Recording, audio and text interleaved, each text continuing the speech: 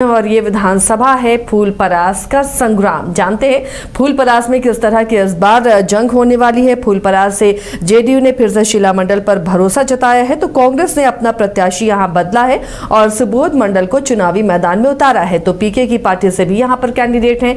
तो रंजन जी, फूलपरास को अगर आप देख रहे हैं, दो मंडल के बीच में मुकाबला, तीसरा पीके के भी प्रत्याशी, कैसा संग्राम यहाँ दिख रहा है? देखिए, फूलपरास में भी मुकाबला जो है बहुत रोचक बनता हुआ दिख रहा है।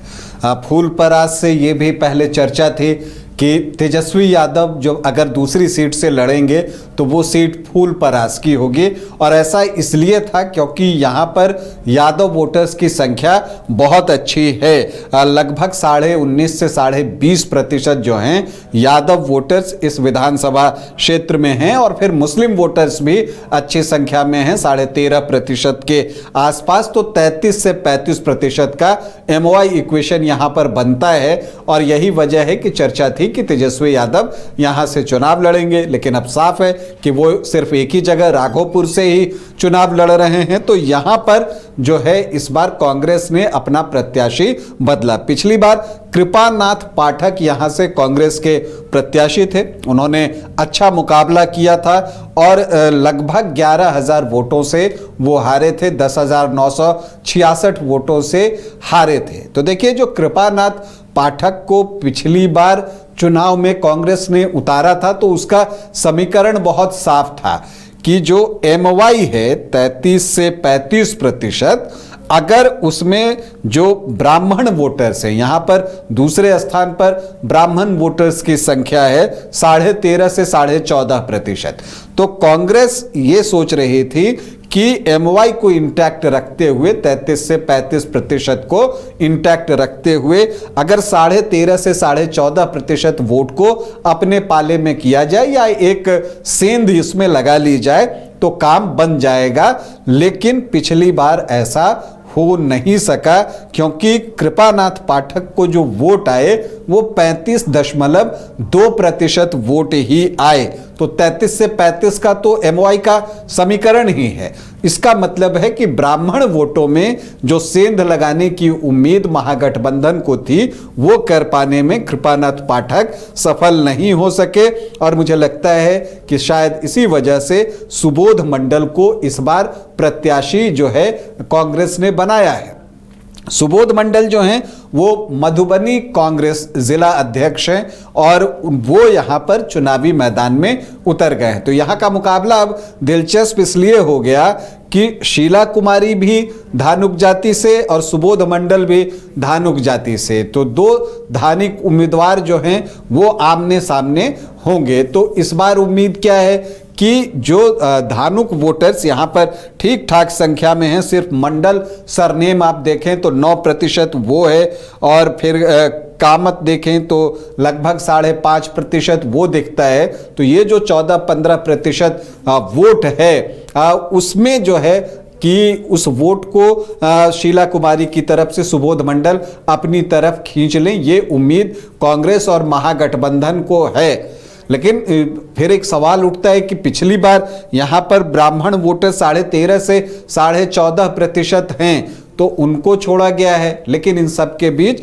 जनसुराज ने जो है यहां से जलेंद्र मिश्रा जो कि ब्राह्मण जाति से आते हैं उनको यहां पर प्रत्याशी बनाया है। तो शीला मंडल के लिए जो चुनौती है वो पहली चुनौती तो ये है कि जो स्वजातीय वोट हैं उनको वो किस तरह से अपने पास इंटैक्ट रखती हैं, जो कि पिछले चुनाव में उनको पूरी तरह से गया था।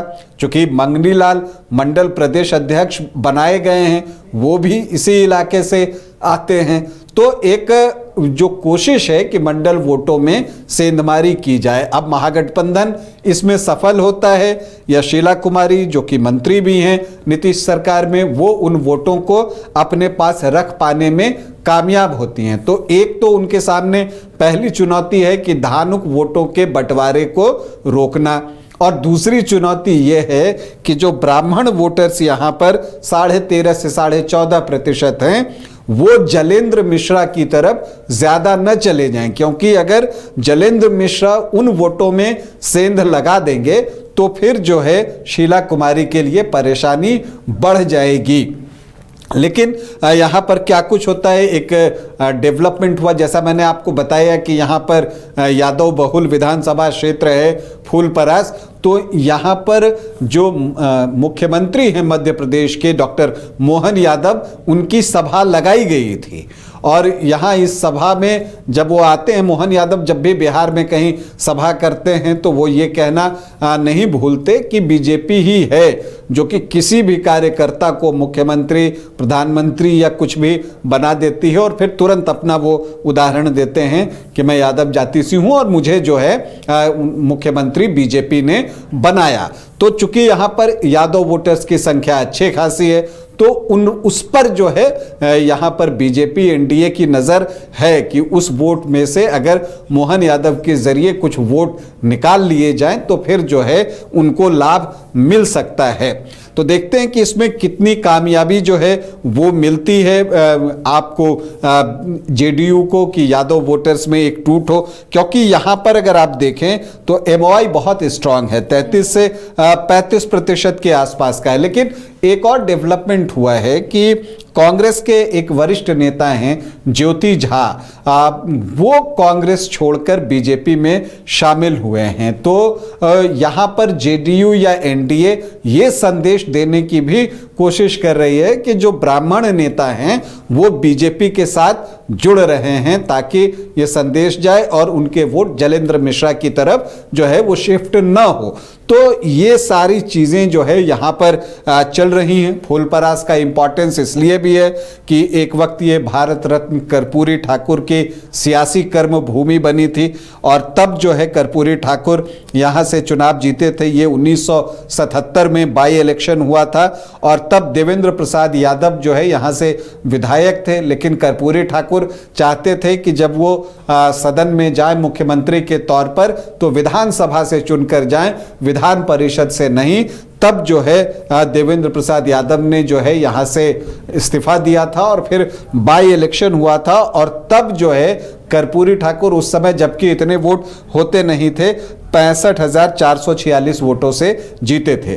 खैर ये तो इतिहास की बात हो गई। लेकिन फिलहाल अगर आप देखिए तो शीला कुमारी और सुबोध मंडल के बीच आमने सामने की लड़ाई दिखती है। लेकिन जलेंद्र मिश्रा कितना वोट अपने स्कूल बैग में डालते हैं और खास करके ब्राह्मण जाति से, उस पर जो है फूलपरास का परिणाम बहुत कुछ निर्भर करेगा।